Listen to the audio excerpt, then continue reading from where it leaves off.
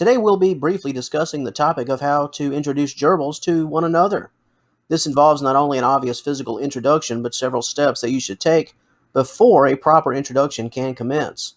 This includes things such as the presence of a split cage, water bottles, exercise wheels, and several other things that we will address momentarily. In this subject matter, we'll also discuss the importance of scent sharing, visual observation, when to initiate actual physical contact, and the importance of the waiting game. We'll also examine what to do if your newly introduced gerbils won't stop fighting, and which gerbils make for the best pairings.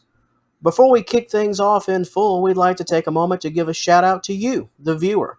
Thank you for taking a few minutes out of your day to join us. It is much appreciated. Now, let's get started.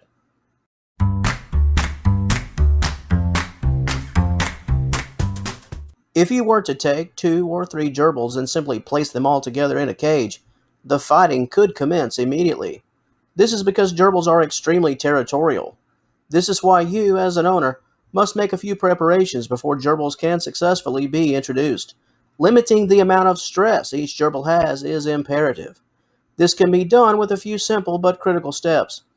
The introduction of multiple water bottles, at least two or more exercise wheels, plenty of extra bedding and food, and heavy-duty gloves so you won't get hurt. Leather gloves or basic gardening gloves should do the trick.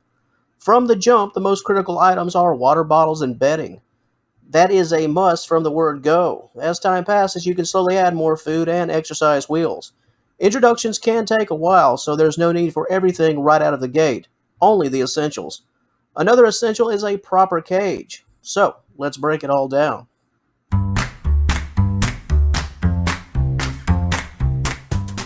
While a split cage is not always a must, it is a very smart play. A split cage is exactly what it sounds like. One large cage with a divider. This allows gerbils on one side to see the gerbils on the other side without direct physical contact. One cage, 2 compartments. Cage dividers can be glass, chicken wire, or an actual divider accessory that comes with the cage. The point of the split is obvious. Gerbils can get used to each other without fighting. A split cage eliminates what we spoke of earlier, immediate altercations.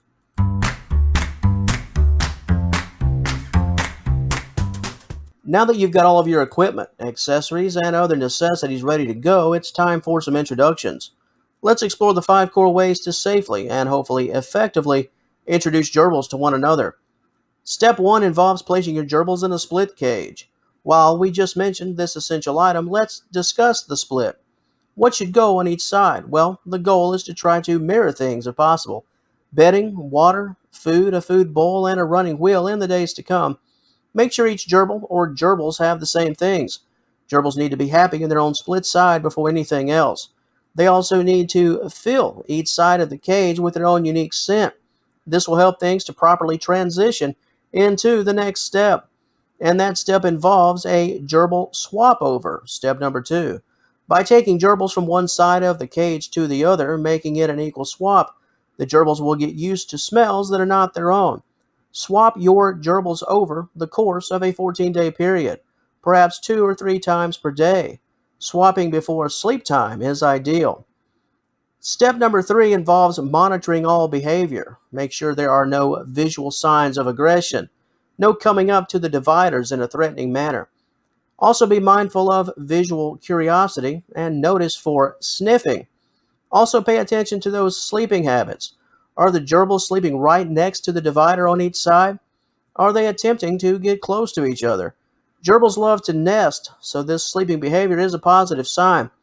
Step 3 involves being mindful of everything, the good and the bad. It'll let you know if it's safe to take the next step. And number 4, you probably guessed it, that next step involves removing the divider. No more split cage. If everyone has been moving in a positive direction, especially relative to the previous steps, you can take that leap and make a formal introduction. Simply remove the divider and let them roam. However, stay with your gerbils for the next 20 minutes or so. You certainly don't want to turn them loose, letting them have at it, and simply walk away. Stay with them and make sure all is well. Separate the gerbils and re-add that divider. If you notice the gerbils staring at each other for too long, a stare down, making some loud squeaks, and the gerbils starting to box one another.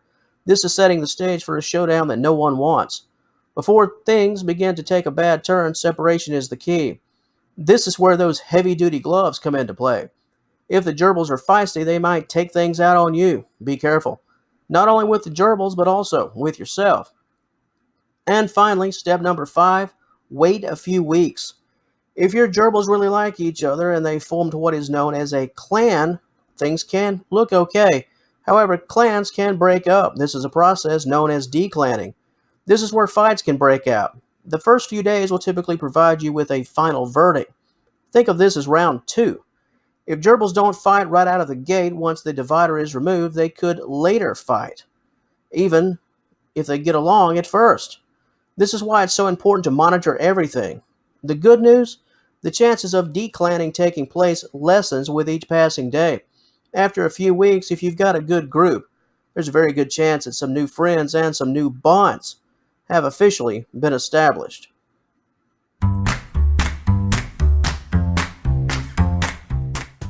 We've spoken briefly at various points about fighting.